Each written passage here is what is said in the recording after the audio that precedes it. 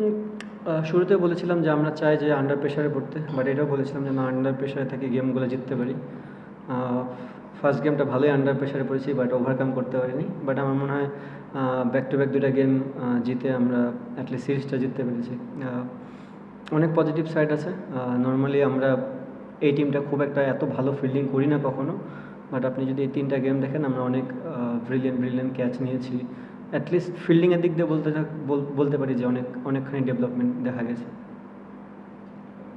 এখন কি মনে হয় যে মানে ওয়ার্ল্ড কাপের আগে তো আসলে ম্যাচ নেই, ওয়ার্ল্ড কাপের জন্য আপনার দল কতটা ready? মনে হয় দল অনেক আগে থেকেই রেডি ছিল। যখন এশিয়া কাপ আমরা খেলেছি তখন থেকেই আপনি যদি দেখেন যে প্যাটার্নটা এই কয়েকটা প্লেয়ারই খেলতেছে, তার মানে বোঝা যাচ্ছে যে দলটা আগে থেকে রেডি ছিল। এখন একটা জিনিস যে থাকবে, প্লেয়াররা বিপিএল খেলবে, বাংলাদেশের সবচেয়ে বড় একটা ক্রিকেট। আমার মনে হয় যে যেখানেই খেলুক, যে কোনো টিমেই খেলুক, তারা বেস্ট ক্রিকেটটা খেলবে এবং ওই বেস্ট ক্রিকেটটাই আবার যখন আমরা ন্যাশনাল টিমের হয়ে আসবো তখন আবার খেলার চেষ্টা করবো। সিরিজ শুরুর আগে আপনার ফেস করেছিলেন অনেক কিছু হয়েছে অফ দ্য ফিল্ড আর কি। এটা কি আপনার জন্য মানে কতটা চ্যালেঞ্জ ছিল বা আপনার চ্যালেঞ্জ ছিল কিনা অফ দ্য ফিল্ড ব্যাপারগুলো সামলানো টিম এবং না, আমার মনে হয় টিমে কোনো এটার প্রভাব পড়েনি। নর্মালি ছিল সব কিছু। যেহেতু আমরা প্রফেশনাল প্লেয়ার, আমরা মাঠে গেলে আবার মাঠে ক্রিকেটটাই খেলি, সো ওই দিক দিয়ে আমাদের কোনো দেখেন, আমি বলবো সে আনলাকি। যেহেতু 3টা ম্যাচই আমরা খেলেছি, ওই জায়গাটা ওই পজিশনে আমরা 3জনকে ঘুরিয়ে খেলার চেষ্টা করেছি। আরও গেম বেশি থাকলে হয়তো বা তাকেও ট্রাই করতাম। সো ওই দিক দিয়ে সে অনেক আনলাকি। এটা কি কোনোভাবে মানে যদি কোনো বিষয় আছে যে সিলেক্টররা যখন এই হচ্ছে আপনি নিজেও অসন্তুষ্ট প্রকাশ করেছিলেন, শামীম ছিল না, শামীম আসার পরে এখন মানে মাহিদুলের সঙ্গে না, এরকম না। আমি ফার্স্টেও বলেছি যে বাংলাদেশের হয়ে যারাই 15 জনে আসে তারা বেস্ট হয়েই আসে। হ্যাঁ, আপনি সবাইকে অ্যাট এ টাইমে খেলাতে পারবেন না, আপনি 11ই সাজাতে পারবেন। সেটা 15 হোক আর 17 জনের টিমই হোক না কেন, খেলবে 11 জনই।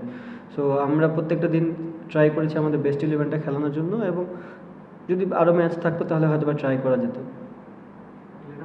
6 নম্বরের যে পজিশনটা জাকের আলী বা সোহান খেলে, ওই জায়গায় অনেকদিন ধরে রান হচ্ছে না, ওটা নিয়ে কি আপনাদের কোনো কনসার্নের জায়গা আছে? বা শামীমও ছিলেন না, রানের কারণে ছিলেন না, ওই জায়গায় একটু রান করছেন না, এটা কোনো কনসার্নের জায়গা? না ভাই, আমি খুব একটা কনসার্ন না ওই জায়গাটায়। আমি আগেও বলেছি যে আমাদের প্রত্যেকটা সিরিজ প্রত্যেকটা প্লেয়ার ভালো খেলবে না। আপনি দেখেন, হৃদয় অনেকদিন ধরে একটু স্ট্রাগল করতেছিল যে বড় রানের, বাট এই সিরিজে সে বড় রান পেয়েছে। তার মানে প্রত্যেকটা প্লেয়ারই ক্যাপেবল বড় রান করার জন্য, তাদেরকে একটু সময় দিতে হয়।